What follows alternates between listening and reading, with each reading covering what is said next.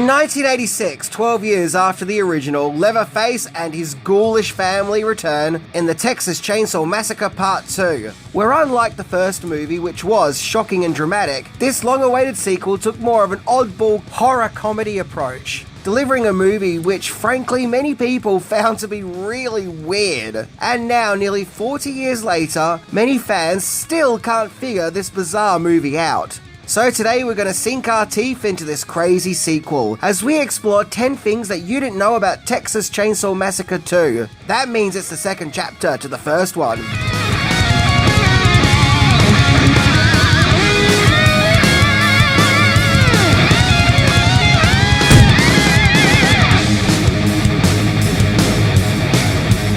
Is it a terrible sequel or just a misunderstood movie? Well, there really are no conclusive answers, as this does seem to be one of those movies where you're either on board with it and get what it's trying to be, or you absolutely detest it and find it to be an insult to the original. There doesn't seem to be any middle ground. So let's check it out to try and learn how a Texas Chainsaw Massacre 2 became so divisive. Number 10, part of a 3-picture deal. The original Texas Chainsaw Massacre was released in 1974 and became an instant iconic horror masterpiece that shocked movie audiences all over the world. In 1981, a pre-Freddy Krueger New Line Cinema re-released Texas Chainsaw Massacre. This motivated its writer and director Tobe Hooper to get to work on a sequel.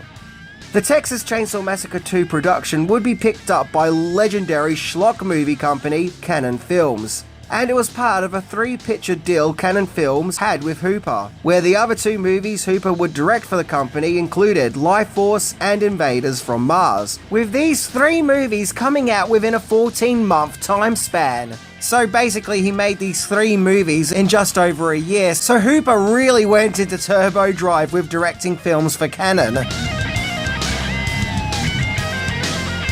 Number 9. The story was originally going to be about a town of cannibals. Unlike the final film, which further explores the crazy home life of Leatherface and the Sawyer family, the original idea for Texas Chainsaw Massacre 2 was quite different. The story was to focus on a town of cannibals, and was going to be called Beyond the Valley of the Texas Chainsaw Massacre, and was inspired by a 1980 horror comedy movie called Motel Hell, of which, as Screen Rant pointed out, was itself a parody of Texas Chainsaw Massacre. Hooper submitted his Town of Cannibals Texas Chainsaw Massacre script to Cannon, but they rejected it. And, well, seeing how they were bankrolling the production, that was that idea out the window. Number 8. A Texas Chainsaw Comedy. The most controversial aspect of Texas Chainsaw Massacre 2 is that it takes a more wacky oddball comedy approach. Unlike the first movie, which was like a serious morbid nightmare, Texas Chainsaw Massacre 2 feels more like a goofy satire. Well, this is because Tobe Hooper himself felt the horror of the original movie just could not be topped or replicated. It was just too darn good. So instead of trying to emulate what he previously did, he decided to try doing something different with a comedic approach, with the humor of the movie often being described as ridiculous and over the top. The script was written by L.M. Kit Carson, who a few years earlier wrote the erotic action movie thriller Breathless. Has anyone seen that film? It actually is pretty kinky. But when you think about it, I guess it actually makes sense that Massacre 2 is an over-the-top satire, as the first movie was a reflection of the world at that time, a world of Watergate and the Vietnam War, whereas the Texas Chainsaw Massacre 2 is a product of that time, the 80s, the over-the-top decade of excesses. Also, keep in mind the previous year Return of the Living Dead came out, which was a sort of quasi-sequel to Night of the Living Dead, and that also took a more light-hearted comedy approach, and everyone loved that movie. So Hooper probably felt that that was the way to go, and if it worked for Night of the Living Dead, why should Texas Chainsaw Massacre be any different? So either love it or hate it, one thing is for sure. Texas Chainsaw Massacre 2 is different. So I guess you kind of got to give it that. At least they just didn't do the same thing all over again. But what makes the comedy aspect even more awkward is apparently Cannon Films actually anticipated a straight-up horror movie like the first one. Man, were they in for a shock when they saw the film for the first time. Number 7. The original Leatherface was to return. The original Leatherface was played by Gunnar Hansen, and he was set to return in part 2. However, the actor had a pay dispute with Cannon Films, and so feeling that his fee was too low, he bailed. So the part was recast with an actor called Bill Johnson. And he looks the part and has an intimidating stature, but it's somewhat let down by how he's always doing this weird sort of chainsaw dance. The only actor to return from the first movie was Jim Sido, who played Drayton Sawyer, aka the Cook. The movie also sees the inclusion of Dennis Hopper as the crazy police lieutenant, giving a truly insane and manic performance. Seriously, he's almost as insane as the Cannibalistic Family. As well as Carolyn Williams as Stretch, this movie's scream queen if you will, and fan favourite Bill Moseley as Chop Top, a comically ghoulish character who can't stop picking at his own head. It's gross. And it's said that Michael Keaton took inspiration from Chop Top to how he would go on to play Beetlejuice. And yeah, both characters are actually very similar. So in a weird way, Chop Top is kind of Beetlejuice's dad. Number 6. Directing issues. It's said that Tobe Hooper originally didn't intend on directing the Texas Chainsaw Massacre sequel, and that he was just going to produce. But after he couldn't find a director that he felt was suitable enough, he took on the directing duties himself. The shoot started in May 1986, with filming taking place around Austin, Texas. Incidentally, the location of the Sawyer's surreal hideout was an actual real-life theme park called Matterhorn Amusement Park. Now, the shoot was taking a long time, much longer than Cannon had anticipated. So to make sure that Hooper delivers the film on time and gets up to speed, Cannon sent in second unit director Newt Arnold to oversee the production and make sure that things were on schedule. Incidentally, 2 years later, he would go on to direct Bloodsport for Cannon. Number 5. A makeup legend was brought on board. Say what you want to say about Texas Chainsaw Massacre 2. One thing you can't deny is the makeup effects are actually pretty top-notch. They are of high quality in regards to big Hollywood horror movies of that time. So it should come as no surprise as the shocking makeup effects of the movie were provided by makeup effects legend Tom Savini, bringing with him his great craft, and once again his contributions really being a highlight of the movie. At that time, Savini was rising to the top as far as movie effects go, having previously worked on Dawn of the Dead, Friday the 13th, and Day of the Dead. So all said and done, in terms of strange oddball humour, one thing you can't deny is the movie's makeup effects were in good hands. Number 4. A great deal of the movie was cut. The original cut of Texas Chainsaw Massacre 2 was given an X rating due to excessive violence and gore. Which is interesting as the final cut was already pretty gory, so that original cut must have been pretty intense. So several scenes had to be removed in order to get an R rating. In addition to that, Cannon Films also requested more cuts to be made to the movie in order for the movie to be shortened down and to have more screenings. Ugh. Oh boy, do I have words about this. This is a practice that was commonplace at Cannon at that time, where they would trim a movie right down in order to gain more screenings and thus make more money, with box office numbers taking priority over artistic integrity. The company famously did this with Superman 4: The Quest for Peace, which came out 1 year after Texas Chainsaw Massacre 2, and so much of that movie was cut out it no longer made coherent sense. So yeah, this practice actually destroyed a movie. But at least with Texas Chainsaw Massacre 2, I think the story is still coherent enough to follow, so there is that.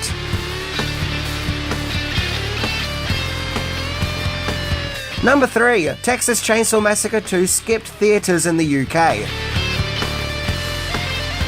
In addition to all the cuts being made to Texas Chainsaw Massacre 2, the movie didn't even get a theatrical release in the UK, as the UK had a list of further cuts they wanted made to the movie due to classification reasons. Yeah, look, we gotta remember this was the day and age of the video nasties fiasco, where a lot of horror movies in that part of the world at that time were being flat out banned, and if you were caught with them, you could go to jail. So, yeah, they were a bit touchy with movie violence and gore at that time. And so Canon Films were like, fine, no theatrical release for you. Yeah, have fun not watching our movie, UK. So instead, it skipped theatres entirely, which is quite brave considering Canon seemed hellbent on making as much money as possible, and doing whatever trick to do so. Instead, in that part of the world, Chainsaw 2 was a straight-to-video release. But that wouldn't happen till 2001, 15 years after the movie's initial release.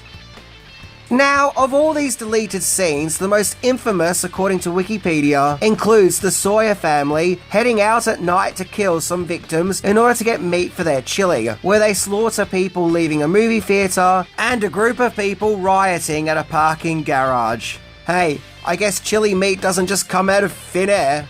And of course there was a scene that was removed which featured Joe Bob Briggs. He's not a thing here in Australia, but, you know, Joe Bob Briggs. Number 2. Banned Massacre. Despite having scenes of excessive gore and violence being removed, and the fact that Chainsaw 2 presented itself much more like an absurd, over-the-top comedy, it still didn't stop Texas Chainsaw Massacre 2 from being sent to the principal's office and getting expelled. As due to its violence and horrific nature, going back to Screen Rant, the movie would get banned in Australia for 20 years. Wow! As well as being banned in Germany, Iceland, Norway, and Sweden. But seriously, I ask, was Texas Chainsaw Massacre 2 really worse than other mainstream horror slasher movies of that time? Was it worse than your Nightmare on Elm Street, or your Friday the 13th, or Hellraiser? I wonder if the first movie was just so horrific for its time and shocked everyone so much, lots of people just shrugged off Part 2 as being equally horrific, or if Part 2 was triggering memories of people's initial reaction to that first movie. Because I honestly don't think it's any worse than any other horror movie of that time. It's weird that so many countries took offense and banned it. Number 1. Texas Chainsaw Disappointment. Now, I can remember watching the Canon Films documentary Electric Boogaloo, and it was stated that the movie's poster was intended to put it out there that this was more of a comedy this time, on the account that the poster was spoofing the famous poster for The Breakfast Club, which came out 1 year prior. But ultimately, Texas Chainsaw Massacre 2 came out in August 1986, and, well, I don't think people quite knew what to make of this movie. Fans of the original movie who were expecting a film just like that one thought that this sequel was weird and couldn't understand why it was playing out like an oddball comedy.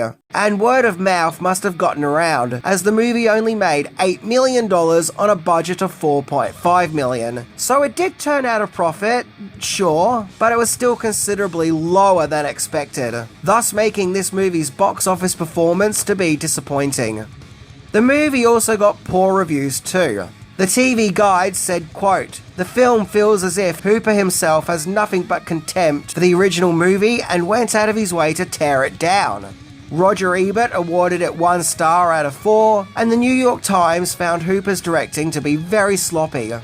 In later years, Texas Chainsaw Massacre 2 would gain a greater fan appreciation by people who have gone back to give the movie another go and just accept that this is an entirely different movie and appreciate that it was trying to do something bold and different, rather than just being a clone of the first movie all over again. So whether you're someone who can accept Texas Chainsaw Massacre 2 for what it is, or think that it's a goofy portrayal to the original, one thing is for sure. Back in 1986, this movie proved that not only could Texas Chainsaw Massacre be shocking, but also a little wacky and crazy too.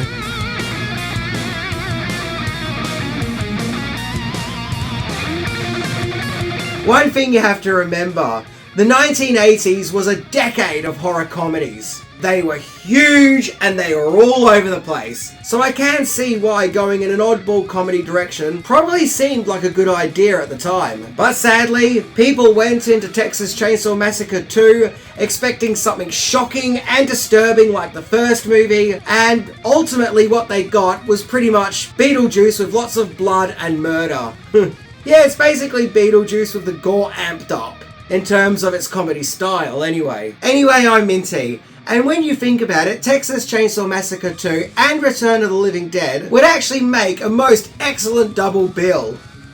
Yeah. See ya!